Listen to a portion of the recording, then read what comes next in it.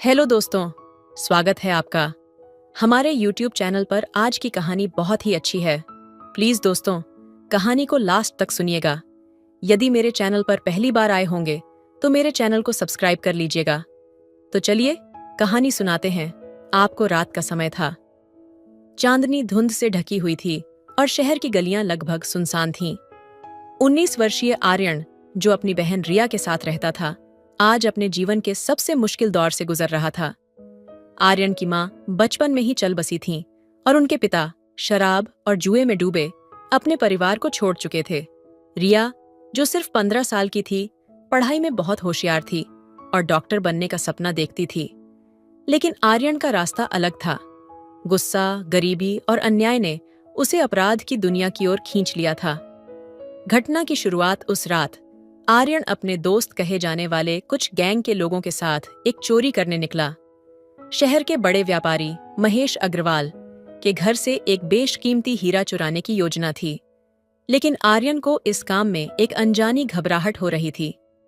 डर रहा है क्या? उसके साथी विक्रम ने ताने मारते हुए कहा। डर नहीं, बस सोच रहा हूं कि जो कर रहा हूं सही है या गलत, आर्यन ने धीमी आवाज में जवाब दिया। सही गलत सोचने का वक्त नहीं है लड़के। अगर इस काम में फंस गए तो हम सब जेल जाएंगे, विक्रम ने उसे डांटा। चोरी के दौरान आर्यन को एक बंद दराज मिली। दराज खोलने पर उसने देखा कि उसमें सिर्फ पैसे और गहने नहीं, बल्कि महेश अग्रवाल की बेटी की डायरी भी थी। उस डायरी में लिखा था, पापा मुझे क्यों नहीं समझते? मैं उनकी कठपुतली नहीं बनना चाहती। मुझे अपनी जिंदगी जीने का हक चाहिए। डायरी पढ़कर आर्यन को अचानक अपनी बहन रिया का चेहरा याद आया। रिया भी कई बार कहती थी कि उसे अपनी जिंदगी में कुछ बड़ा करना है।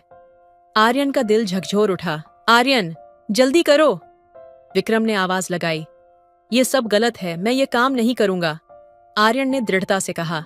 विक्रम ने उसे थप्पड़ मारा। अब दिमाग मत चला, तू हमारे साथ आया है तो काम पूरा करेगा। आर्यन और विक्रम के बीच झगड़ा बढ़ गया। मारपीट शुरू हो गई। आर्यन ने जैसे तैसे खुद को बचाया और वहां से भाग गया। आर्यन ने ठान लिया था कि वह अब अपनी बहन के लिए ईमानदारी का रास्ता अपनाएगा। लेकिन गैंग ने उसे चेतावनी दी कि अगर उसने उनका साथ छोड़ा तो वे उसकी बहन को नुकसान पहुंचाएंगे। रिया को सच बताते हुए आर्यन ने कहा, मुझे माफ कर दे, मैंने गलत रास्ता चुना। अब मैं कुछ भी करूंगा, लेकिन तुझे डॉक्टर बनने से कोई नहीं रोक सकता। आर्यन ने पुलिस के सामने आत्मसमर्पण कर दिया और गैंग के सारे राज खोल दिए। उसने अपनी सजा स्वीकार की। जेल में उसने पढ़ाई शुरू की और एक नई शुरुआत की। उधर रिया ने भी कड़ी मेहनत की और स्कॉलरशिप पाकर मेडिकल कॉलेज में दाखिला लिया। जेल से बाहर आने के बाद आर्यन ने एक सामाजिक संगठन शुरू किया जो गरीब बच्चों को अपराध की दुनिया से बचाकर उन्हें सही रास्ता दिखाने का काम करता है। हमारे अतीत की गलतियां हमारे भविष्य को तय नहीं करती। सही समय पर लिए गए फैसले ही हमें सही दिशा में ले जाते हैं, आर्यन ने एक भाषण में कहा। यह कहानी सिखाती है कि चाहे हालात कितने भी बुरे हों, सही रास्ता चुनने और मेहनत करने से हर बाधा पार की जा सकती है। जीवन में प्रेरणा किसी भी मोड़ पर मिल सकती है, बस सही चुनाव की जरूरत होती है। आर्यन ने जेल में दिन बिताते हुए सिर्फ अपने अतीत के बारे में नहीं सोचा, बल्कि अपनी गलतियों से सबक लेते हुए खुद को बेहतर इंसान बनाने की ठानी। जेल की लाइब्रेरी में किताबें पढ़ना और कैदियों के साथ उनके जीवन की कहानियां सुनना उसकी दिनचर्या बन गया। एक दिन जेल के एक बुजुर्ग कैदी रघु चाचा ने उससे कहा, बेटा, जिन गलियों में तुमने अपनी जिंदगी खराब की, वहीं किसी का जीवन संवारने का साहस दिखाओ। तुम हारने वालों में से नहीं लगते। इन शब्दों ने आर्यन के अंदर एक नई रोशनी जलाई। उसने ठान लिया कि जेल से बाहर निकलने के बाद वह अपने जैसे युवाओं की मदद करेगा जो गरीबी और लाचारी में गलत रास्ता चुन लेते हैं। दूसरी ओर रिया को भी अपने जीवन में बड़ी चुनौतियों का सामना करना पड़ा। अपने भाई की गिरफ्तारी के बाद समाज ने उसे तरह तरह की बातें सुनाई। कई लोगों ने कहा, एक अपराधी की बहन डॉक्टर बनने का सपना देख रही है, इसे अपने पैर जमीन पर रखना चाहिए। लेकिन रिया ने इन तानों को अनसुना कर दिया। वह दिन रात मेहनत करती रही। स्कूल के बाद वह ट्यूशन पढ़ाती और बचे हुए समय में खुद की पढ़ाई करती। एक दिन जब रिया की फीस भरने के लिए पैसे नहीं थे, तो उसने महेश अग्रवाल के घर जाकर मदद मांगी। महेश, जो पहले आर्यन के अपराध से बेहद नाराज थे, ने रिया के आत्मविश्वास और साहस को देखकर उसकी मदद करने का फैसला किया। तुम्हारे भाई ने गलती की, लेकिन तुम्हारी मेहनत ईमानदार है। मैं तुम्हारे सपने पूरे करने में मदद करूंगा, महेश ने कहा। जब आर्यन जेल से बाहर आया तो उसे लगा कि उसने अपनी गलतियों का प्रायश्चित कर लिया है, लेकिन विक्रम और उसकी गैंग अब भी उसके पीछे थी। विक्रम ने उससे संपर्क किया और धमकी दी, तूने हमें पुलिस के सामने धोखा दिया, अब तुझे और तेरी बहन को इसका खामियाजा भुगतना होगा। आर्यन को समझ में आ गया था कि जब तक वह विक्रम जैसे लोगों का सामना नहीं करेगा, तब तक उसका और रिया का जीवन सुरक्षित नहीं होगा। आर्यन ने गैंग का सामना करने के लिए महेश अग्रवाल और पुलिस की मदद ली। एक सुनियोजित योजना के तहत उसने विक्रम और उसके गुर्गों को उनके ठिकाने पर बुलाया। आर्यन ने विक्रम से कहा, तुमने मुझे हमेशा डराया, लेकिन अब मैं डरने वाला नहीं। तुम जैसे लोगों को रोकना मेरी जिम्मेदारी है। जैसे ही बात बढ़ी, दोनों के बीच एक भीषण लड़ाई छिड़ गई। विक्रम ने आर्यन पर हमला किया, लेकिन इस बार आर्यन तैयार था। उसने न केवल अपनी रक्षा की, बल्कि पुलिस को समय पर सूचना देकर पूरी गैंग को पकड़वाने में मदद की। विक्रम की गिरफ्तारी के बाद आर्यन ने अपने वादे को निभाते हुए गरीब बच्चों और युवाओं के लिए एक गैर सरकारी संगठन शुरू किया, जिसका नाम उसने नई सुबह रखा। वह अपने अनुभवों से उन्हें सिखाता कि कैसे मुश्किल हालात में भी सही रास्ता चुनना जरूरी है। रिया ने अपनी मेडिकल की पढ़ाई पूरी कर ली और एक सम्मानित डॉक्टर बन गई। उसने गरीबों के लिए एक क्लिनिक खोला, जहां कम पैसे में इलाज की सुविधा दी जाती थी। एक दिन आर्यन और रिया ने अपने संगठन की पहली सालगिरह पर एक कार्यक्रम आयोजित किया। आर्यन ने मंच पर खड़े होकर कहा, हम सब गलतियां करते हैं, लेकिन असली साहस अपनी गलती को सुधारने में है। मुझे उम्मीद है कि यह संगठन उन सभी के लिए एक प्रेरणा बनेगा जो अंधकार में हैं और उजाले की तलाश कर रहे हैं। उस दिन पूरे शहर ने आर्यन को अपराध की दुनिया से निकलकर समाज के लिए एक प्रेरणादायक व्यक्तित्व बनते हुए देखा। आर्यन की कहानी वहीं से शुरू हुई, जहां अधिकांश लोग अपनी हार मान लेते हैं। एक समय था जब वह अपराध की दुनिया में गहराई तक ढंसा हुआ था। दोस्तों के साथ गलत संगत और आसान पैसे की लालच ने उसे इस राह पर ला दिया था, लेकिन एक घटना ने उसकी पूरी जिंदगी बदल दी। एक दिन जब आर्यन ने देखा कि उसकी गतिविधियों से एक मासूम परिवार का जीवन बर्बाद हो गया है, तो उसका दिल टूट गया। उस मासूम बच्चे की आंखों में आंसू और उसकी मां की निराशा ने आर्यन को झकझोर दिया। वह समझ गया कि जो राह उसने चुनी थी, वह न केवल दूसरों के लिए बल्कि उसके अपने लिए भी विनाशकारी थी। उस रात आर्यन ने फैसला किया कि वह अपनी जिंदगी को बदल देगा। अगले दिन उसने खुद को पुलिस के हवाले कर दिया और अपने किए की सजा भुगतने के लिए तैयार हो गया। जेल में रहते हुए उसने अपनी पढ़ाई पूरी की और अपने भीतर की रचनात्मकता को खोजा। उसने स्केचिंग और लेखन का सहारा लिया, जो उसके भीतर छुपी सकारात्मकता को बाहर लाने में मददगार साबित हुआ। सजा पूरी होने के बाद आर्यन ने एक संगठन की शुरुआत की, जिसका उद्देश्य उन युवाओं को सही राह दिखाना था जो अपराध की दुनिया में फंस चुके थे।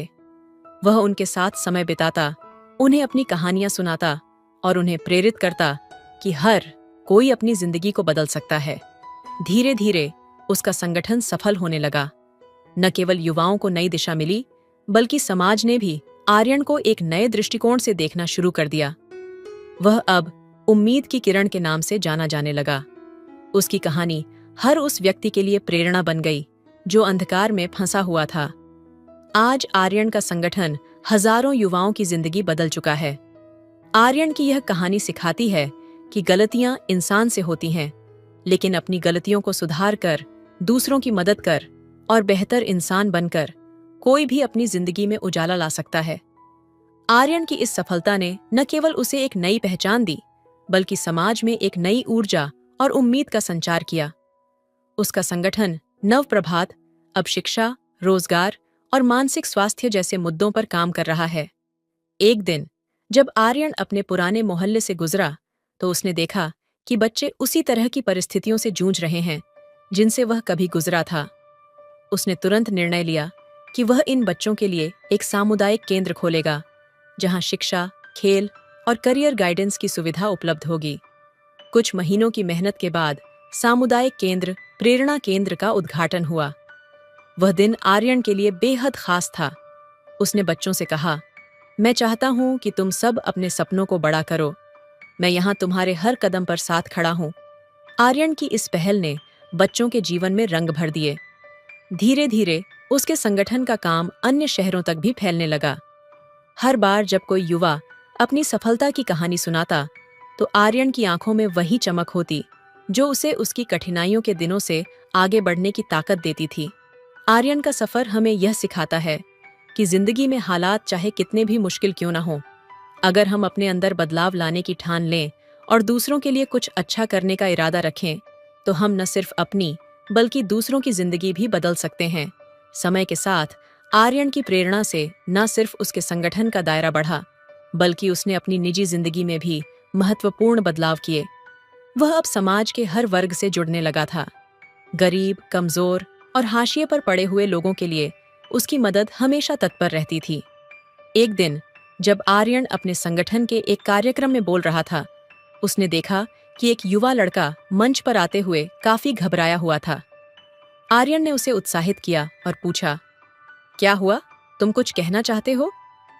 लड़के ने गहरी सांस ली और धीरे धीरे बोलना शुरू किया। मैं वह लड़का हूं जिसे आपने बचपन में देखा था। मैंने आपकी मदद से खुद को बदलने की कोशिश की। आज मैं यहाँ खड़ा हूं क्योंकि आपसे मिली प्रेरणा ने मुझे जिंदा रखा। आर्यन की आंखों में आंसू थे, लेकिन वह मुस्कुराए। उसे समझ में आया कि उसकी मेहनत और उसकी मदद से एक और जिंदगी ने सकारात्मक दिशा पकड़ी है। यह पल उसके लिए किसी पुरस्कार से कम नहीं था। समाज में बदलाव लाने का उसका सफर अब और भी बड़ा हो चुका था। उसने और उसके टीम ने स्वास्थ्य, शिक्षा और रोजगार से जुड़े और भी कई परियोजनाओं की शुरुआत की। उनका मिशन यह था कि हर व्यक्ति को बराबरी का मौका मिले और कोई भी अपने सपनों को केवल हालात की वजह से न छोड़ दे।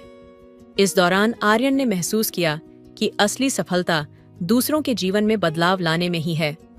आज जब वह अपनी पिछली कठिनाइयों को याद करता है, तो उसे लगता है कि यही उसकी असली ताकत थी। गिरने के बाद फिर से उठने का हौसला। उसकी यात्रा आज भी जारी थी, लेकिन अब उसकी नजरें सिर्फ अपने सपनों पर नहीं, बल्कि औरों के सपनों को पूरा करने पर भी थीं। आर्यन ने यह सिखाया कि जीवन में कभी हार नहीं माननी चाहिए, क्योंकि हर अंधेरे में एक छोटा सा दीपक होता है जो रास्ता दिखाता है। यह कहानी दिखाती है कि सबसे कठिन परिस्थितियां भी हमें सच्चा इंसान बनने का मौका देती हैं। आर्यन और रिया ने अपने संघर्षों से यह साबित कर दिया कि सच्ची मेहनत, साहस और आत्मविश्वास से कुछ भी संभव है। एक बहुत ही खूबसूरत महिला जिसका नाम बबीता होता है, उसने 2 अंग्रेजों को कमरा किराए पर दे दिया था। अंग्रेज, जिनके नाम गैरी और मर्फ होते हैं, लगभग 40 साल के हट्ट-कट्टे मर्द होते हैं और दोनों को कमरा देने से पहले यह बोला गया था कि 3 दिन के बाद, यानी कि जैसे ही चौथा दिन होगा, तो मैं तुमसे किराया वसूल करूंगी। दोनों ही अंग्रेज रात भर बैठकर शराब पिया करते थे और दिन में इधर उधर घूमने निकल जाया करते थे। इस तरह से चौथा दिन आ जाता है। रात के तकरीबन 9 बजे का समय होता है। बबीता रात के ठीक 9 बजे के आसपास इनके कमरे में चली जाती है और कमरे में जाने के बाद इन दोनों से अपना किराया मांगना शुरू कर देती है। दोनों की नजर जैसे ही बबीता पर पड़ती है, तो इसको देखकर यह मोहित हो जाते हैं, क्योंकि इसका बहुत ही गोरा संगमरमर जैसा बदन होता है और देखने में बड़ी खूबसूरत होती है। ये दोनों अंग्रेज, जिनके नाम गैरी और मर्फ होते हैं, कहने लगते हैं कि तुम्हें एक रात का बहुत ज्यादा पैसा मिलेगा। अगर तुम हमारे साथ एक रात गुजार लेती हो, तो बबीता के मन में ख्याल आने लगते हैं कि एक ही रात की तो बात है, बहुत ज्यादा पैसा मिलने वाला है। लेकिन बबीता नहीं जानती थी ये दोनों गौरे अंग्रेज इसकी कितनी हालत खराब करने वाले थे, और इस तरीके से बबीता मान जाती है। लेकिन दोस्तों, इसके बाद जो होने वाला था, उसको सुनकर आपके होश उड़ने वाले हैं। नमस्कार दोस्तों, मैं सुसजीता। आज की हमारी कहानी बहुत ही गहराई, भावनात्मक के साथ सच्ची कहानी की शुरुआत होती है। दिल्ली के रामनगर इलाके से, और इसी इलाके में रहती है खूबसूरत महिला बबीता, जो कि देखने में बिल्कुल एक चांद की परी जैसी दिखाई देती है। इसकी उम्र 32 साल की हो चुकी है, लेकिन देखने में अब भी यह 22 साल की खूबसूरत लड़की की तरह दिखाई देती है। इसके गुलाबी होंठ, गोरा बदन होता है। मोहल्ले पड़ोस के जितने भी मर्द होते हैं इसकी तरफ एकटक देखकर इसको सीटियां बजाते थे। वह इतनी खूबसूरत महिला होती है। इसका पति रोशन सिंह, और इन दोनों के पास कम से कम 6 से 7 कमरे होते हैं और इन सभी कमरों को यह किराए पर देते थे और भारी भर कम पैसा कमाया करते थे। इन दोनों की एक ही बेटी 10 साल की होती है जिसका नाम काव्या होता है। काव्या जो कि तीसरी कक्षा में पढ़ती है और एक हॉस्टल में इसको भेज दिया गया था। वहीं पर रहकर ये अपनी पढ़ाई करती है और वहीं पर हमेशा के लिए रहती है। घर पर कभी कभार आ जाया करती थी। दिन बड़े अच्छे तरीके से गुजर रहे थे। इसका पति रोशन सिंह बबीता से काफी खुश होता है और बबीता भी अपने पति रोशन से काफी खुश होती है, लेकिन इनकी खुशियों को किसी की नजर लग जाती है। एक दिन रोशन काफी ज्यादा बीमार पड़ जाता है और बीमार इतना ज्यादा पड़ जाता है कि इसको हॉस्पिटल में एडमिट कर दिया जाता है। हॉस्पिटल में जैसे इसको एडमिट किया जाता है तो डॉक्टर साहब कहने लगते हैं कि इसकी हालत तो बहुत ज्यादा गंभीर है। इसको तो एक लाइलाज बीमारी हो गई है। और लाइलाज बीमारी जब बताई जाती है तो बबीता के पैरों के नीचे से जमीन खिसक जाती है। डॉक्टर बबीता को बताते हैं कि तुम्हारे पति रोशन सिंह को तो एड्स हो चुका है। और इस तरह से जैसे ही बबीता को इस बात का पता चलता है तो इसके रोंगटे खड़े हो जाते हैं। ये कांपना शुरू कर देती है और इसके बाद बबीता अपना भी चेकअप करवाती है। जैसे ही चेकअप किया जाता है तो डॉक्टर बताते हैं कि तुम्हें इस प्रकार की कोई भी बीमारी नहीं है। डॉक्टर बबीता को कहने लगते हैं कि तुम्हें अपने पति के साथ अब शारीरिक संबंध नहीं बनाने हैं। अगर तुम दोनों शारीरिक संबंध बनाओगे तो तुम्हें भी यह लाइलाज बीमारी लग जाएगी, जिसके कारण तुम्हारी भी मौत हो सकती है और तुम्हारा पति चंद दिनों का ही मेहमान रह गया है। बबीता अपने पति रोशन सिंह को लेकर अपने घर पर आ जाती है और उससे पूछने लगती है कि तुम्हें लाइलाज बीमारी कैसे हो गई है। दरअसल ये रोशन सिंह जो है, जैसे ही शाम होती थी तो शाम के समय कोठों पर जाना शुरू कर दिया करता था और वेश्याओं के साथ भी सोया करता था, जिसके कारण वहीं से इसको यह लाइलाज बीमारी लग गई थी। और इस तरह से इसने साफ साफ शब्दों में अपनी पत्नी बबीता को सब कुछ बता दिया था। तब बबीता इसके साथ संबंध बनाने से डरने लगती है, इसके साथ सोने से डरने लगती है। वह इस बात की कसम खा लेती है कि मैं अपने पति के साथ कभी भी जीवन में अब शारीरिक संबंध नहीं बनाऊंगी, क्योंकि यह मरने से डरती थी और सभी लोग डरते हैं दोस्तों मरने से। और इस तरह से 1 महीने का समय गुजर जाता है, लेकिन बबीता के अंदर अपनी जवानी का जोश उबलने लगता है। इसके दिन तो कट जाते थे, लेकिन रातें काटना मुश्किल हो जाती है। अब यह सोचने लगती है कि मुझे किसी न किसी गैर मर्द के साथ अपने शारीरिक संबंध जोड़ लेने चाहिए। और इसी बीच में दिल्ली के एयरपोर्ट पर गैरी और मर्फ, 2 गोरे अंग्रेज दिल्ली के एयरपोर्ट पर उतरते हैं और वहां से सीधे ही एक होटल में चले जाते हैं। होटल में जाने के बाद वह दोनों खाना खाते हैं और खाना खाने के बाद एक बहुत ही अच्छा गार्ड ढूंढ लेते हैं। गार्ड ढूंढने के बाद यह पूरे दिल्ली में भ्रमण करते हैं, घूमते फिरते हैं, अच्छे अच्छे स्थानों को देखते हैं। फिर जैसे ही शाम होती है तो शाम के समय दोनों अंग्रेज गार्ड को कहने लगते हैं कि हमें शांत इलाके में रहना है, किसी अच्छे से कमरे में रहना है और हमारे लिए एक बहुत ही अच्छे कमरे का प्रबंध कर लो। और इस तरह से यह जो गार्ड होता है ढूंढते ढूंढते इस बबीता के घर तक पहुंच जाता है और कहने लगता है कि बबीता जी, हमें एक कमरा किराए पर चाहिए। इस कमरे में 2 गोरे अंग्रेज रहने वाले हैं। जैसे ही बबीता इन बातों को सुनती है तो कहने लगती है कि हमारे पास एक कमरा खाली पड़ा है, उस कमरे को हम किराए पर दे देंगे, लेकिन जो किराया है वह 3 दिन के बाद हम जरूर ले लेंगे। अब इसके बाद गार्ड इन दोनों गोरे अंग्रेज गैरी और मर्फ को लेकर बबीता के घर पर पहुंच जाता है और इसके बाद यह दोनों अंग्रेज इस कमरे में अपना सामान रखते हैं। लेकिन इसी बीच बबीता दोनों गोरे अंग्रेज को साफ साफ शब्दों में कहने लगती है कि 3 दिन के बाद मैं तुमसे किराया वसूल कर लूंगी। चौथा दिन अगर हो गया तो यहाँ से अपना सामान बांध लेना और यहाँ से निकल जाना। गैरी और मर्फ कहने लगते हैं कि हम 3 दिन के बाद तुम्हें किराया दे देंगे, इस किराए की तुम फिक्र मत करो। और इस तरह से दोनों ही गोरे अंग्रेज रहना शुरू कर देते हैं। एक दिन तो गुजर जाता है। दूसरे दिन दोनों ही गोरे अंग्रेज अपने गार्ड को लेकर फिर से दिल्ली में घूमने निकल जाते हैं और काफी अच्छे अच्छे स्थान देखने के बाद थक हार कर शाम के समय अपने कमरे पर आकर बैठकर शराब पीना शुरू कर देते हैं। शराब के नशे में टल्ली होने के बाद इन गोरे अंग्रेजों में से एक गोरा अंग्रेज, जिसका नाम मर्फ होता है, बबीता के पास आता है और कहने लगता है कि बबीता जी, हमारे लिए कोई अगर अच्छी सी लड़की मिल जाए तो आपका बहुत बड़ा धन्यवाद होगा।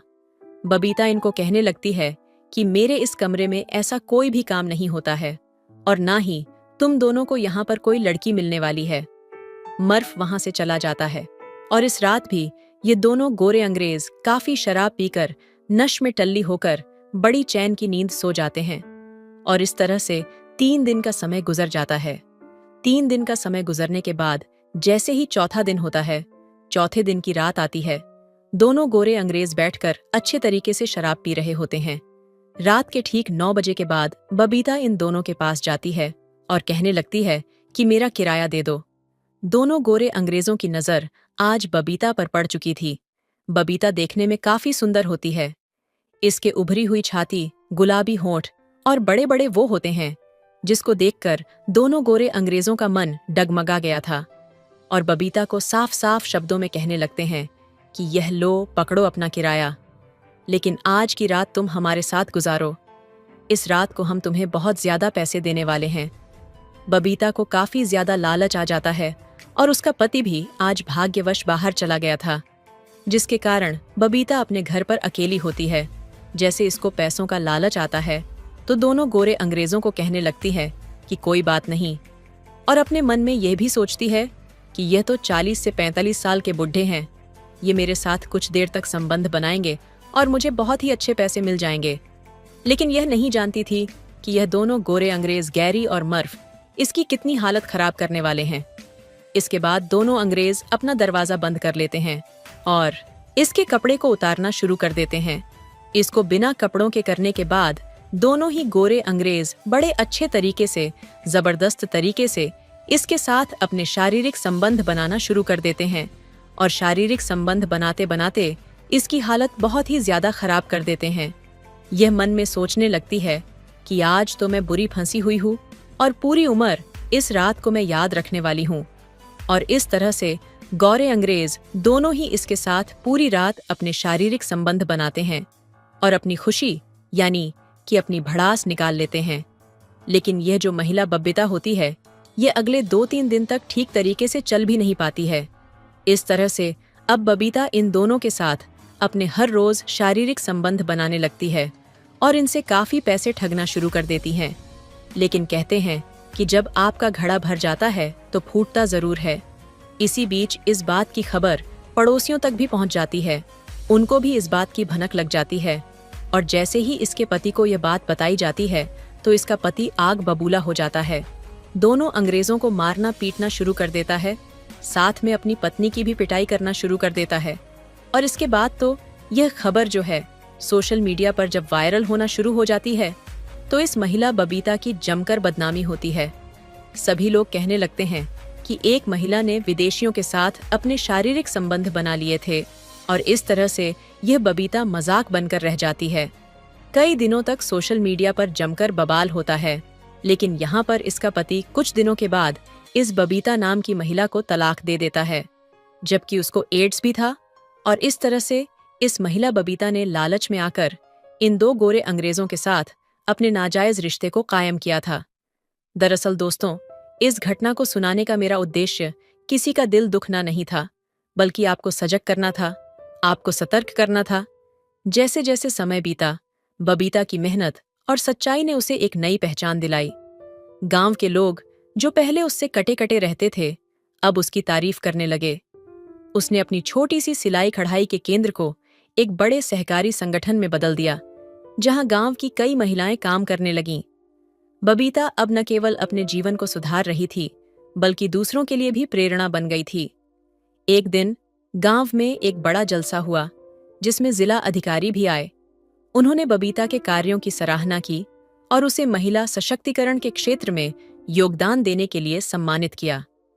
बबीता ने मंच पर खड़े होकर कहा, मेरे जीवन की सबसे बड़ी सीख यह है कि गलती करना इंसान का स्वभाव है, लेकिन उसे स्वीकार करके सुधार करना ही इंसान को बड़ा बनाता है। मैं हर महिला से कहना चाहती हूँ कि चाहे परिस्थितियां कितनी भी कठिन हों, हार मत मानो। सच्चाई और मेहनत से सब कुछ बदल सकता है। उसके इस भाषण ने सभी का दिल जीत लिया, लेकिन बबीता की असली परीक्षा अभी बाकी थी। कुछ ही समय बाद वही अंग्रेज जिनके साथ बबीता ने नाजायज रिश्ता रखा था, वापस लौट आए। अब वे पहले से ज्यादा शक्तिशाली थे और अपने पुराने रिश्ते का फायदा उठाकर बबीता के संगठन को नुकसान पहुंचाना चाहते थे। अंग्रेजों ने बबीता को धमकी दी कि अगर उसने उनकी बात नहीं मानी तो वे उसके खिलाफ झूठी अफवाहें फैलाएंगे और उसका सम्मान मिट्टी में मिला देंगे। बबीता इस बार कमजोर नहीं पड़ी। उसने गांव वालों के सामने सारा सच रखते हुए उनकी मदद मांगी। गांव वालों ने इस बार बबीता का पूरा समर्थन किया। उन्होंने अंग्रेजों को गांव से बाहर करने के लिए एकजुट होकर संघर्ष किया। बबीता के नेतृत्व में गांव के लोगों ने यह साबित कर दिया कि एकता में बड़ी ताकत होती है। अंततः अंग्रेज गांव छोड़कर चले गए और बबीता का संगठन पहले से भी अधिक मजबूत बन गया। बबीता की यह कहानी न केवल उसकी जीत थी, बल्कि हर उस व्यक्ति की प्रेरणा बनी जो जीवन में कभी हार मानने की कगार पर होता है। सच्चाई, मेहनत और एकता से हर मुश्किल का सामना किया जा सकता है। जीवन में कितनी भी ठोकरें क्यों न आएं, हमेशा डटकर खड़े रहो। यही सफलता की कुंजी है। बबीता का जीवन एक चेतावनी और प्रेरणा दोनों था। उसने लालच में आकर जो निर्णय लिया, उससे उसे अपने जीवन की सबसे कठिन परीक्षा देनी पड़ी। एक समय था जब बबीता का नाम गांव में बदनामी का प्रतीक बन गया था, लेकिन उसने अपनी गलती को स्वीकारा और अपने जीवन को बदलने का साहस किया। लालच और भ्रम के अंधेरे से निकलकर बबीता ने खुद को नए सिरे से बनाया। उसने महसूस किया कि असली सम्मान और खुशी दूसरों की मदद करने में है। इस सोच के साथ उसने अपने गांव की महिलाओं को सशक्त बनाने का सपना देखा और उसे पूरा करने के लिए कदम उठाए। उसके प्रयासों ने गांव की महिलाओं को आत्मनिर्भर बनाया। जहां पहले महिलाएं केवल घर की चारदीवारी तक सीमित थीं, वहीं अब वे अपने हुनर के दम पर अपने परिवारों को आर्थिक सहारा देने लगीं। बबीता ने अपनी मेहनत और सच्चाई से न केवल खुद की बल्कि पूरे गांव की तकदीर बदल दी। लेकिन उसकी राह इतनी आसान नहीं थी। उसके पुराने गलत फैसले फिर से उसका पीछा करने आए जब वे अंग्रेज लौट कर आए और उसे धमकी देने लगे। बबीता के सामने दो रास्ते थे, या तो डर कर झुक जाए या अपने जीवन के लिए लड़ाई लड़े। उसने अपने डर को दूर कर गांव वालों के साथ मिलकर अंग्रेजों का सामना किया। गांव वालों की एकता और बबीता की दृढ़ता ने उन अंग्रेजों को हमेशा के लिए गांव छोड़ने पर मजबूर कर दिया। ये जीत केवल अंग्रेजों पर नहीं थी, बल्कि यह बबीता की अपने पुराने अतीत पर जीत थी।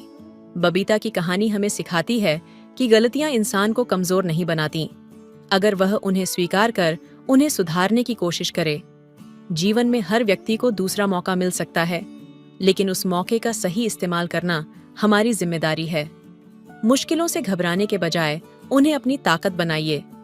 सच्चाई, मेहनत और एकता से बड़ी लड़ाई जीती जा सकती है। बबीता अब केवल अपने गांव की एक महिला नहीं थी, वह एक ऐसी प्रेरणा बन चुकी थी जो हर व्यक्ति को सिखाती है कि बदलाव कभी भी संभव है, अगर हम उसे पूरे दिल से अपनाएं। तो दोस्तों, आपको यह कहानी कैसी लगी, हमें कमेंट करके जरूर बताएं। कहानी अच्छी लगी हो तो चैनल को सब्सक्राइब कर लीजिए। मेरी शादी वाले दिन मेरा 14 साल का देवर बहुत खुश था। मैंने हमेशा उसे अपना छोटा भाई समझा था और वह भी मुझे भाभी माँ कहकर पुकारता था। पति के मौत होने से कुछ दिन बाद मुझे अकेले सोने में डर लगता, तो मैं अपने देवर को अपने साथ बेड पर सुलाने लगी। सर्दियों की रातें थीं और एक बिस्तर में मुझे देवर के साथ सोना बहुत अजीब सा लगता था। देवर मुझसे काफी छोटा था। वह 14 साल की उम्र में भी 25 साल का जवान लड़ लगता था। पति के मौत के बाद मैंने बहुत मुश्किल से ही गुजारा किया था, लेकिन कब तक मैं इस तरह गुजारा करती। उस रात सोचा कि एक बार देवर को आजमा के देखती हूँ। आधी रात हुई तो देवर को हिलाकर देखा तो वह गहरी नींद में था, लेकिन वहां हाथ लगाते ही मेरी आंखें फटी के फटी रह गईं, क्योंकि मेरा देवर का 7 इंच गलती से मेरे हाथ लगी। दोस्तों, कहानी को पूरा सुनिए, बहुत ही इंटरेस्टिंग कहानी है। और चैनल पर पहली बार आए हैं तो सब्सक्राइब कर लें। दोस्तों, मेरी शादी के दिन आरो बेहद खुश था। उसे हमेशा मैंने अपने छोटे भाई की तरह समझा था और वह भी मुझे प्यार से भाभी माँ कहकर पुकारता था। उसके मासूम चेहरे और नटखट हंसी में ऐसी खुशी थी कि जैसे उसे सच में एक नई माँ मिल गई हो। लेकिन इस खुशी भरे दिन के कुछ ही समय बाद मेरे जीवन में दुख का अंधेरा छा गया। मेरे पति का अचानक निधन हो गया और उनके जाने के बाद घर में मैं बिल्कुल अकेली पड़ गई। आरो ही मेरा सहारा था, लेकिन फिर भी मुझे रात को अकेले सोने से डर लगता था।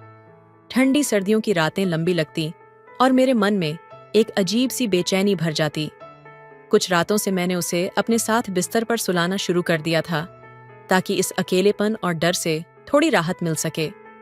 आरो की उम्र भले ही 14 साल थी, पर उसकी कद काठी और समझदार स्वभाव उसे उससे कहीं बड़ा दिखाते थे। पति के जाने के बाद जैसे तैसे मैं इस दुख से जूझती रही, लेकिन मन की उथल पुथल को दबाना आसान नहीं था। उस रात भी मन में अजीब सी बेचैनी लिए मैं सोने की कोशिश कर रही थी। आधी रात को अचानक जागकर मैंने आरो को देखा। वह गहरी नींद में था, मासूम और निश्चल। उसे देखते ही मेरी आंखें भर आईं। इस छोटे से बच्चे ने भी अपने भाई को खो दिया था, और फिर भी वह मेरे साथ मजबूती से खड़ा था। मुझे अपनी माँ की बात याद आई, जो हमेशा कहती थी कि बेटा देवर को हमेशा बेटे जैसा समझो, लेकिन दूरी बनाए रखो। वह बड़ा होगा तो तुम्हारे और उसके बीच की लाजिम सीमाएं और स्पष्ट हो जाएंगी। मेरे मन में उन बातों का अर्थ अब और भी गहरा हो गया था। मुझे आरो का ध्यान रखना था, उसकी मासूमियत का मान रखना था। माँ अक्सर समझाया करती थी कि बेटा देवर के साथ कुछ फासला बनाए रखो। कोशिश करो कि वह तुम्हारे कमरे में बिना जरूरत ना आए। तुम एक शादीशुदा लड़की हो, तुम्हें अपनी और अपने परिवार की इज्जत का ख्याल रखना चाहिए। माँ की इन बातों को सुनते समय मुझे ऐसा लगता था कि वह आरो के बारे में कुछ ज्यादा ही बुरा सोच रही हैं, और मैं उनकी बातों से नाराज हो जाती थी। लेकिन अब जब पति को खोकर मैं बेसहारा हो गई थी, माँ की बातों का मतलब समझ में आने लगा था। उस रात भी जब मैं अकेली बैठी थी, आंखों से आंसू थमने काना ही नहीं ले रहे थे। मेरे दिल में दर्द की लहरें उठ रही थीं कि मेरे पति मुझे इस दुनिया में अकेला छोड़कर चले गए। मैं कभी सोच भी नहीं सकती थी कि वह मुझे आरो के सहारे छोड़कर चले जाएंगे। रात के 12 बज चुके थे और आरो अभी तक घर नहीं लौटा था। शायद वह अपने भाई के रिश्तेदारों के साथ था, और मुझे यह सोचकर कुछ राहत मिली कि वह घर नहीं आया। उसकी गैर मौजूदगी में मुझे एक तरह की राहत महसूस हुई। उस वक्त माँ की बातों का असर मेरे दिल में गहरा होता जा रहा था। तभी अचानक दरवाजे पर दस्तक हुई और मेरा दिल तेजी से धड़क उठा। डरते हुए मैंने सोचा कि कौन हो सकता है, लेकिन बाहर से आरो की आवाज आई, भाभी दरवाजा खोलिए, मैं हूं। उसकी आवाज सुनकर मेरे दिल में अजीब सी घबराहट हुई। मैंने हिम्मत जुटाकर दरवाजा खोला और उस बड़े सुनसान से घर में सब कुछ जैसे वीरान सा लगने लगा। आरो अंदर आया और मासूमियत से पूछने लगा, भाभी आपने खाना खाया? उसकी नजरें झुकी हुई थीं और चेहरे पर वही मासूमियत थी जो हमेशा से थी। उस पल मैंने खुद को समझाया कि आरो एक मासूम बच्चा ही तो है। उस अकेली रात में मुझे उसका साथ और उसकी चिंता ही मेरे लिए सहारा बन गई। आरो के हाथ में एक थैली थी और उसमें होटल से लाए हुए चावल थे। उसने एक प्लेट में चावल निकाले और मेरे सामने रख दिए। उसके चेहरे पर चिंता और मासूमियत की झलक साफ थी। भाभी, मुझे खाना बनाना नहीं आता, लेकिन आपके लिए बाहर से लेकर आया हूं। आप कुछ खा लीजिए, वरना आप यूं ही भूखी रह जाएंगी, उसने कहा। उसकी आवाज में एक अजीब सा दर्द था। उसने मेरी तरफ देखा और रुंधी हुई आवाज में कहा, मैं अपने भाई के बाद आपको नहीं खोना चाहता। आरो की आंखों में भी आंसू थे। वह मुझे माँ जैसा मानता था और उसकी यह भावना मुझे भीतर तक छू गई। लेकिन फिर भी माँ की बातें मेरे दिल से निकल नहीं पा रही थीं। उसने मेरे आंसू पोंछ हुए कहा, भाभी, आपको फिक्र करने की जरूरत नहीं है, मैं आपका सहारा बनूंगा। आप इस घर से कभी मत जाना। उसकी बातें सुनकर मेरा दिल भारी हो गया। वह बड़े जज्बाती अंदाज में मुझसे बात कर रहा था और मेरी आंखों में उसकी इस मासूम चिंता ने एक नई उम्मीद की झलक दी। फिर उसने कहा, भाभी, आप इस कमरे में सो जाएं। दूसरा कमरा तो छत के कर गरीब है। मुझे नहीं लगता कि आपको वहां रहना चाहिए। अब सबको पता है कि हमारे घर में भाई की मौत हो चुकी है और कोई भी गलत इरादे से हमारे घर आ सकता है। उसकी इतनी समझदारी भरी बात सुनकर मैं हैरान रह गई। सोचने लगी कि इतनी छोटी उम्र में उसे कैसे यह सब बातें सूझ रही हैं। लेकिन फिर भी उसकी बातों में तर्क था और उसकी चिंता ने मुझे उसकी बात मानने पर मजबूर कर दिया। मैं उसके कमरे में चली गई। रो का कमरा दूसरी ओर था, जबकि मैं और मेरे पति हमेशा छत के पास वाले कमरे में रहते थे। कमरे में कदम रखते ही सब कुछ अजीब सा लगने लगा। आज पहली बार मैं अपने कमरे से बाहर किसी और कमरे में थी, लेकिन जैसे ही मैंने कमरे का दरवाजा बंद किया और नजरें उठाई, वहां एक चीज थी जिसने मेरी आंखें फटी की फटी रह गई।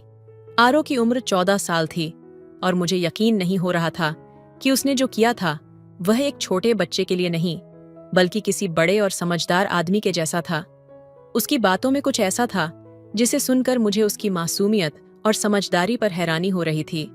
वह बच्चा जो आमतौर पर मेरी नजर में छोटा सा दिखता था, अब मुझे एक परिपक्व और सोच समझकर बोलने वाला लग रहा था। आरो के कमरे में कदम रखते ही मुझे एक अजीब सा एहसास हुआ। मैंने देखा जो कुछ मैंने छुपा रखा था वह वहां कैसे पहुंच गया। मेरी सारी चीजें बेतरतीब सी पड़ी थीं और एक पल के लिए मुझे लगा कि यह सब कुछ आरो ने किया है। ये बात मुझे बहुत अजीब लगी और मैं सोचने लगी कि सुबह होते ही इसे इस बारे में सवाल करूंगी। फिर मेरी आंखों में नींद की झपकी आ गई और मुझे लग रहा था कि शायद चावल खाने के बाद मेरी नींद आ गई। मैंने दरवाजा अंदर से लॉक कर लिया और सोने की तैयारी की। 2 दिन से मुझे नींद बिल्कुल नहीं आ रही थी, लेकिन आज ऐसा लग रहा था जैसे आरो के लाए चावल खाकर मेरी आंखें भारी हो गईं। सोचा कहीं यह चावल खाने की वजह से तो नहीं था, मगर बहुत जल्दी ही मेरी आंखें बंद हो गईं, जैसे किसी को नींद का इंजेक्शन लग गया हो।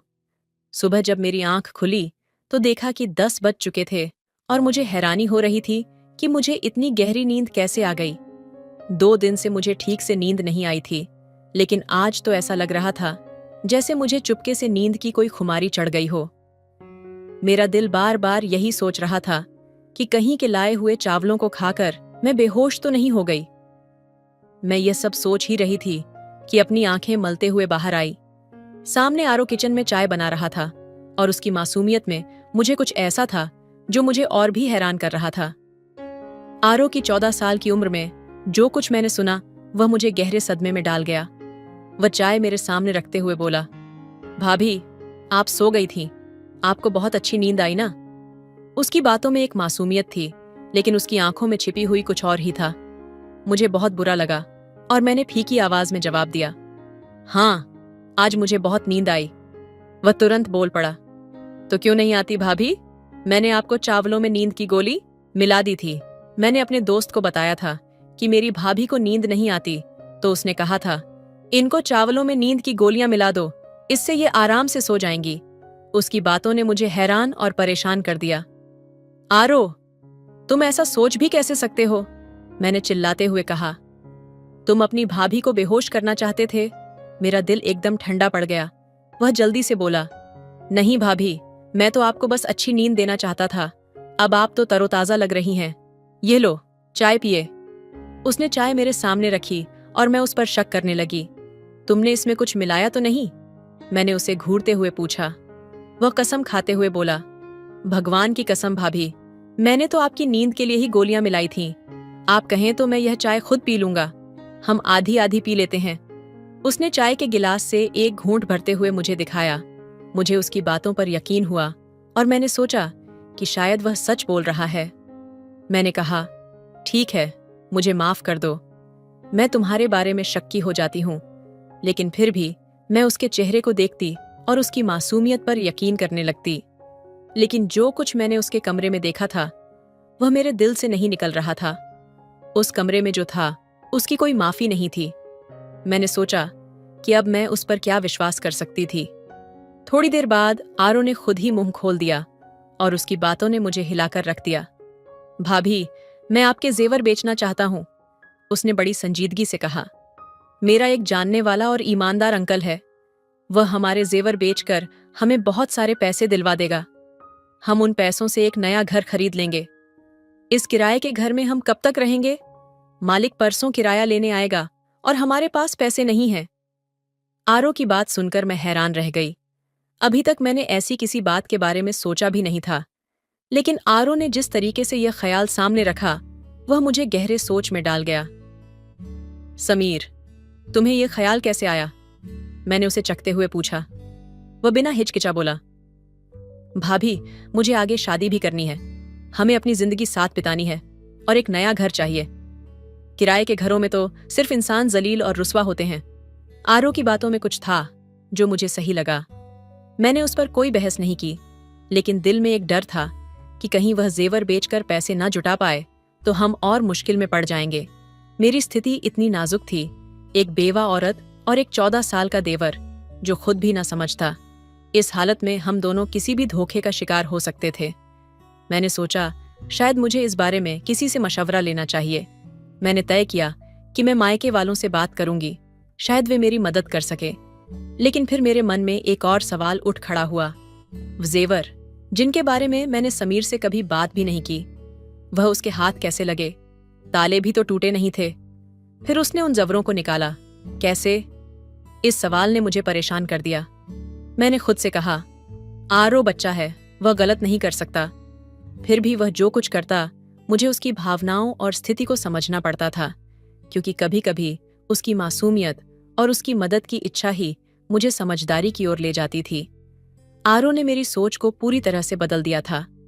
जब मैंने अपने मायके वालों से बात की कि मुझे जेवर बेचकर घर खरीदना है, तो उन्होंने मुझे साफ कहा, तुम अब बेवा हो चुकी हो, तुम्हें हमार घर आना होगा। लेकिन मैं जानती थी कि अगर मैं उनके घर जाती तो वहां मैं कभी भी अपनी पहचान नहीं बना सकती थी। मेरे भाई अपनी बीवियों के गुलाम थे और उन्हें कभी भी अपनी बहन का सहारा देने की फुर्सत नहीं थी। मैं नहीं चाहती थी कि अपनी जिंदगी का बाकी हिस्सा दूसरों के सहारे बिताऊं। मुझे यह समझ आ गया था कि इस मौके को खोना नहीं चाहिए। अगर मैंने जेवर बेचा तो शायद मैं अपनी एक नई शुरुआत कर सकती हूँ, एक नया घर बना सकती हूँ।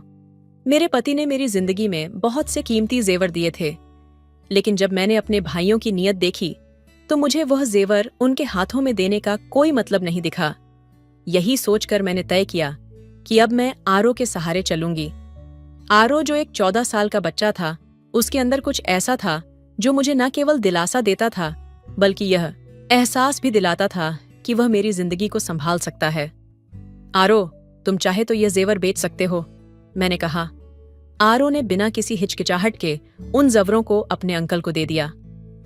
2 दिन बाद समीर के हाथों में घर के कागजात और चाबी आई। घर का सौदा इतना जल्दी हो गया, ये मुझे बिल्कुल विश्वास नहीं हो रहा था। आमतौर पर घर का इंतकाल, कागजात और अन्य जरूरी कामों में महीनों लग जाते थे, लेकिन आरो ने यह सब इतनी जल्दी और सरलता से किया। जब आरो ने वह कागजात मेरे हाथ में रखे तो मुझे एहसास हुआ कि 10 साल की उम्र में भी उसकी सोच किसी बड़े इंसान जैसी थी। उसकी मासूमियत और सादगी के बीच एक गहरी समझ थी जो मेरे लिए बहुत महत्वपूर्ण थी। फिर उसने एक अजीब सी बात कही, भाभी, हम सारा घर साफ कर लेंगे, लेकिन आपसे एक जरूरी बात करनी है। उसकी आवाज में कुछ था जो मुझे खींचता चला गया। मैं जानती थी कि वह छोटा है, लेकिन जो कुछ वह कहता था उस पर ध्यान देना बहुत जरूरी था, क्योंकि उसकी सोच कभी कभी मेरी सोच से कहीं ज्यादा स्पष्ट और समझदार होती थी। आरो की आंखों में उस दिन कुछ अलग सा था। उसकी नजरों में एक अजीब सी बेचैनी थी, जैसे वह मुझसे कुछ कहना चाहता हो, लेकिन शब्दों को उबारने में वह असमर्थ था। मैं समझ नहीं पा रही थी कि वह मुझसे क्या कहना चाहता है। उस वक्त मुझे थोड़ा जल्दी था। हम घर में सारा सामान रख चुके थे, लेकिन अब मुझे चिंता थी कि हमारा खाना पानी और राशन कहाँ से आएगा। मैंने कभी बाहर जाकर काम नहीं किया था और अब यह एक नई चुनौती थी। आरो का ऐसा कहना कि वह मुझसे एक जरूरी बात करना चाहता है, मुझे असमंजस में डाल रहा था। क्या वह मुझसे कोई ऐसी बात करना चाहता था जिसे मैं अभी नहीं जानना चाहती थी? इस सवाल ने मेरे दिमाग में कई तरह के ख्यालों को जन्म दिया, लेकिन मैं फिलहाल इन सवालों का सामना नहीं करना चाहती थी। शाम को मैंने घर के सभी सामानों को व्यवस्थित किया था। हमारे पास बहुत ज्यादा सामान नहीं था, बस जरूरी चीजें ही थीं। हमारी दौलत भी बहुत सीमित थी और इसलिए हमने जो कुछ भी लिया था वह बड़े जतन से रखा था। सब कुछ करने के बाद मैंने अच्छा सा खाना बनाया। यह खाना मैंने बहुत मेहनत से तैयार किया था, बिल्कुल वैसे ही जैसे पहले अपने पति के लिए बनाती थी, उनकी पसंद का ध्यान रखते हुए, उनका लाड प्यार जताते हुए। आधे घंटे बाद मैंने आरो के लिए टेबल पर खाना रखा और उसका इंतजार करने लगी। मुझे नहीं लगता था कि आज वह बाहर जाएगा, क्योंकि वह हमेशा हमारे साथ खाना खाता था।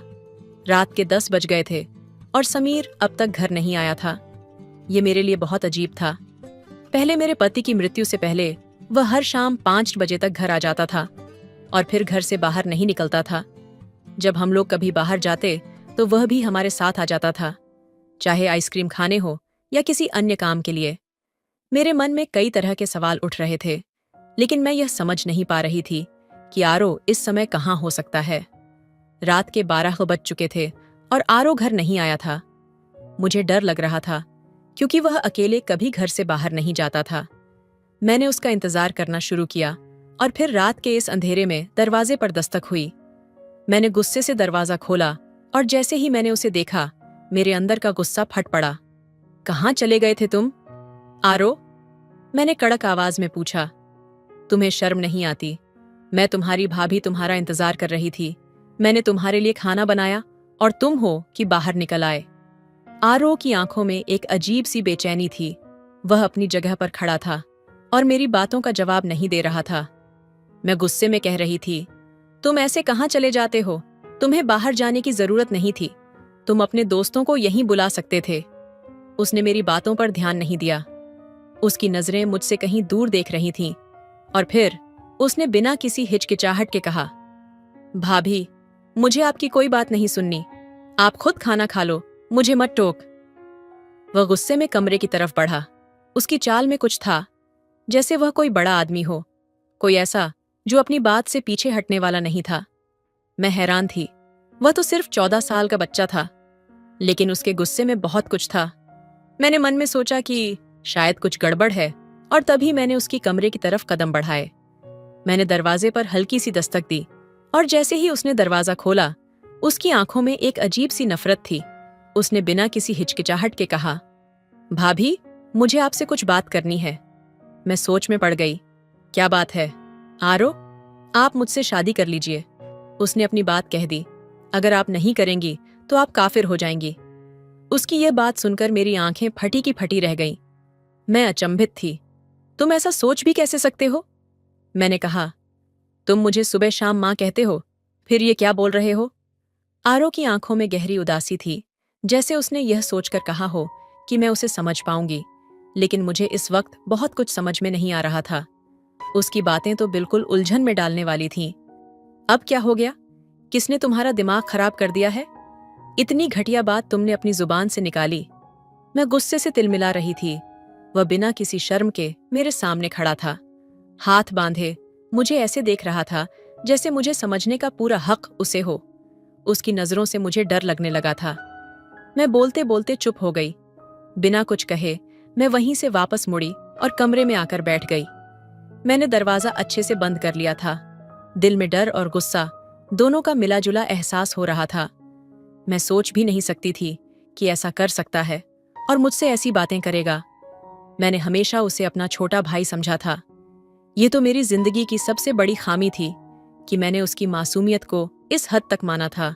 मेरी औलाद तो अब तक नहीं हुई थी, लेकिन फिर भी आरो के बारे में मैं हमेशा यही सोचती थी कि वह हमेशा मेरे बच्चों जैसा है।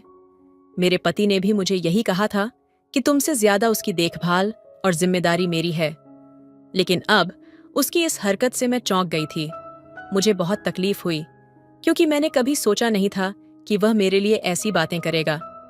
मुझे लगा था कि अब मैं इसे पूरी तरह से नजरअंदाज करूंगी।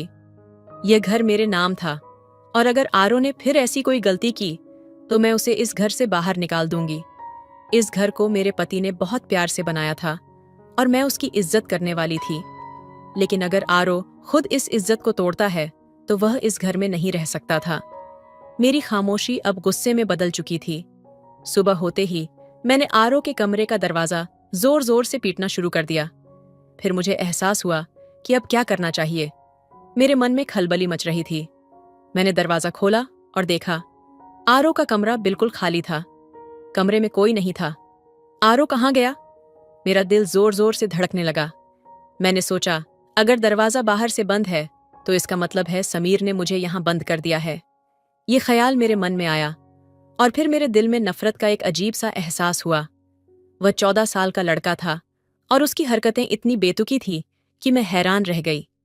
मैंने तुरंत यह तय किया कि मुझे मायके जाना चाहिए, क्योंकि मुझे घर में अब कुछ ठीक नहीं लग रहा था।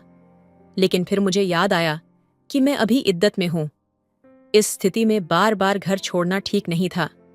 इस विचार से मैं चुपचाप बैठ गई, क्योंकि किसी भी हालात में इस घर को छोड़ने का मेरा मन नहीं था।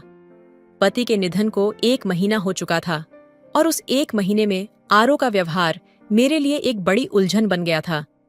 उसकी आंखों में अब कोई मासूमियत नहीं थी।